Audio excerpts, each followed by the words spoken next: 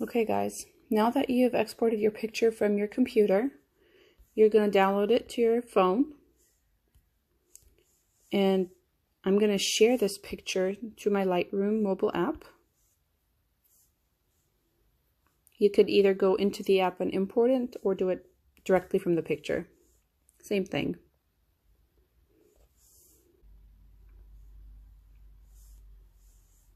So this top picture is it. I'm going to click on the three dots on the top, create preset, and name it Aleen Karakashian, black and white. Basically takes all the details in. And you can see that you've created your preset by clicking on presets.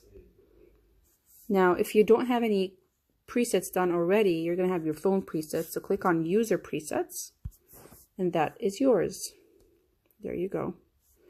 So if you click reset, which is on the bottom right, you can click reset to all, which will be straight out of camera settings.